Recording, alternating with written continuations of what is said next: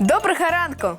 Усім салют! Рада вітати вас у нашим Добра ранку! Лесик, а чому ти такий задумінний?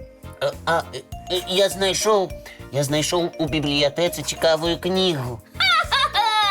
Няўжо там ёсць яшчэ нешта, што ты не чытаў? Уяві, новую книгу привезли про Мюнхгаузена. Про барона Мюнхгаузена? Яна ж старая. Вельмі смешны казачны герой. А вось і не.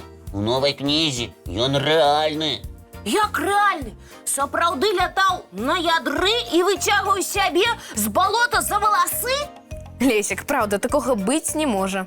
Кніга пра сапраўднага чалавека, якога звалі Карл Фрыдрых Іеранім фон Мюнхгаузен.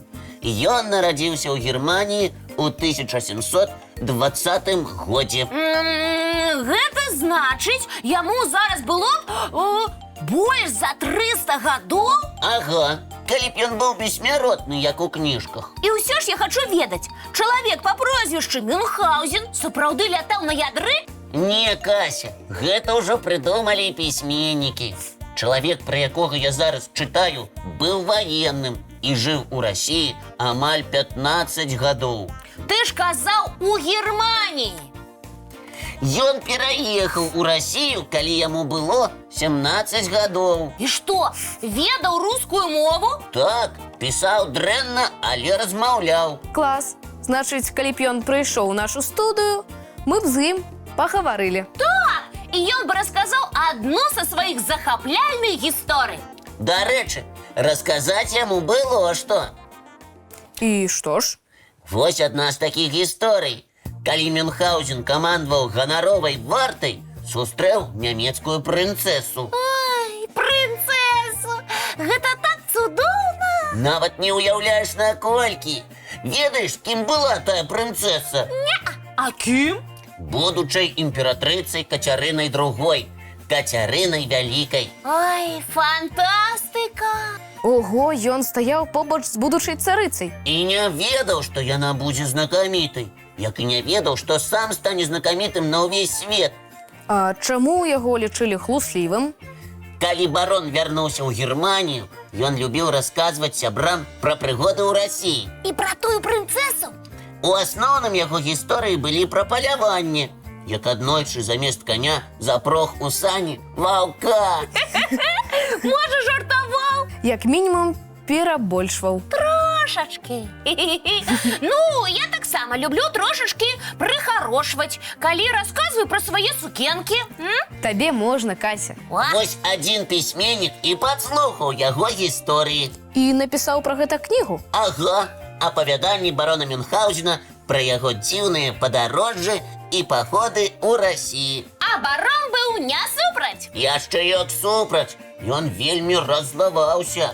Бедны барон. Ён проста падзяліўся ўспамінамі, а з іх зрабілі кнігу. Затое цяпер яго ведае увесь свет. І кніжкі чытаюць, і мульцікі глядзяць. Ведаеце, а я зразумела, Мюнхгаузен жа не хлусіў. Ён так бачыў свет. Што ты маеш на ўвазе, Кася? У яго галаве ўсё было цікавей, чым на самой справе. Вельмі верагодна. А я вось думаю, можа і мы калі-небудзь станем героямі якой-небудзь кніжкі. Ой, як было б цудоўна. Што цудоўнага? Вось уявіце, неймаверныя прыгоды Касі, Лесіка і Глеба ў студыі Добра ранку. А што на вокладцы? Там я у бліскучай сукенцы. Тады я з вялікай кнігай. А я са смачнымі цукеркамі і пультам ад тэлевізара. Дарэчы, пра тэлевізар. Можа, паглядзім мульцік? Цудоўная ідэя. Уключаю.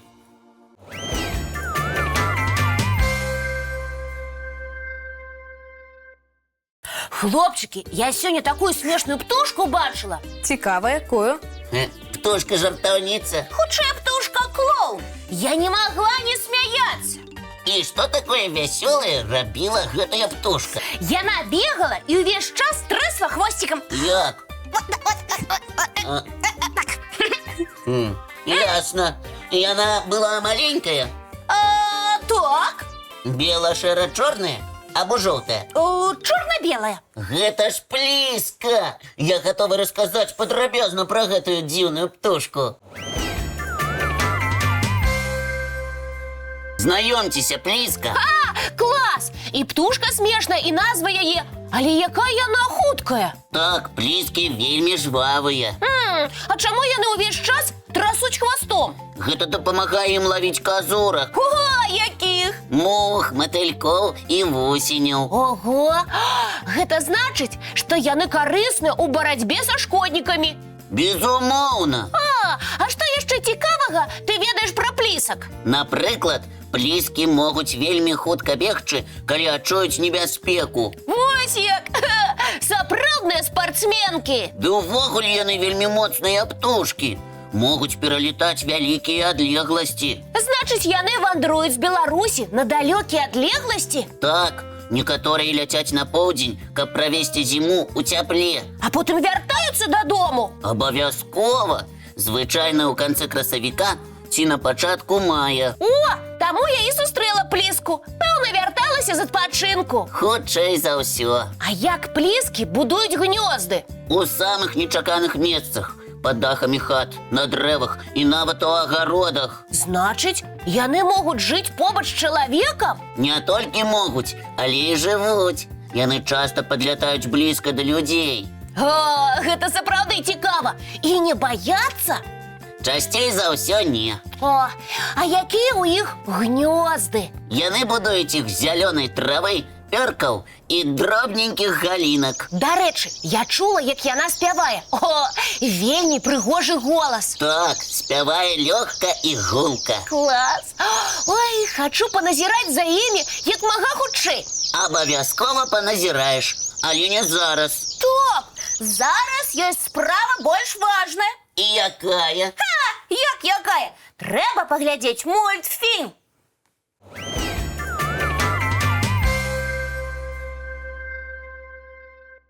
А я падрыхтаваў гульню.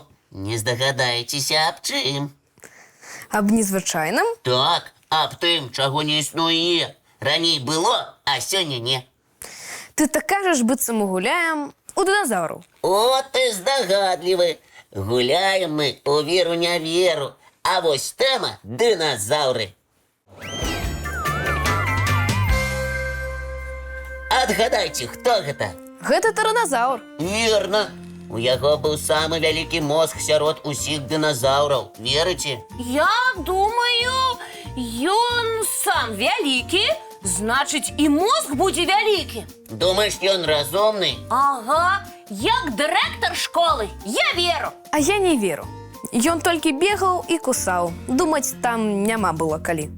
Гэта міф. Мозг тыраназаўра быў як грэцкі арэх. Ого, не можа быць. Факт. Аднак ён быў добра развіты, таму ён мог унюхаць здабычу за кіламетр. Сапраўдны цуд. Не, выключна біялогія. А вось вам факт другі. Існавалі дыназаўры памерам з курыцу. З курыцу?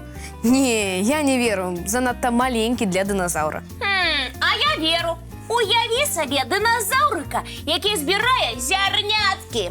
І ён быў самы маленькі дыназаўр.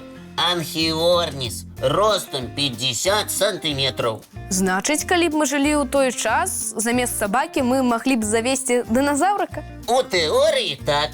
Клас! Я б свайму дыназаўрыку завязала бантик. Не сумняюся. Працягваем.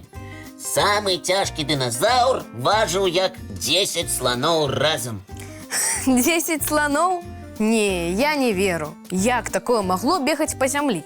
А я веру. Калі яны маглі быць з курыцу, значыць, маглі быць і з 10 сланоў. Верна. Самыя цяжкія тытаназаўры важылі да 100 тонн, як 10 сланоў. І як яны рухаліся? У іх былі тоўстыя ногі, і хадзілі яны вельмі павольна. Яшчэ пытанне. Ці былі дыназаўры халодныя, як яшчаркі? Каб такі вялікі дыназаўр сагрыўся, яму трэба было б ляжаць на пляжы цэлы дзень. Не ведаю. І што? Як сказаць, навукоўцы лічаць, многія з іх былі як мы. Гэта як? Тираназаўры мелі тэмпературу цела каля 37 градусаў. Значыць, калі б я абняла тираназаўра, мне было б цёпла? Я б не раю табе абдымаць тираназаўра, нават калі яны спявалі б як птушкі. А што, яны спяваюць?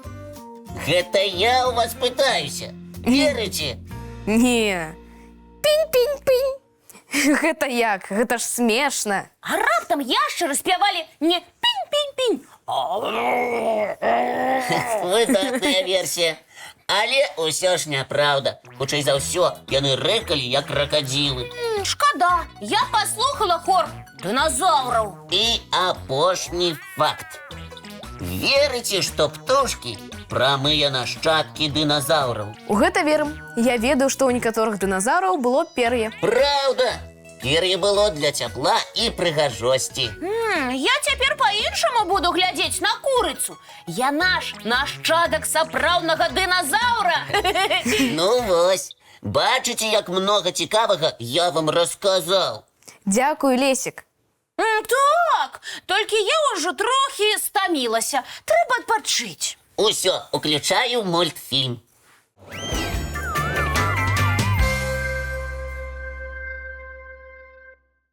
На жаль, час праляцеў хутка і пара развітвацца. Пажадаем усім цудоўнага настрою. Смачных цукерак! І цікавых прыгод.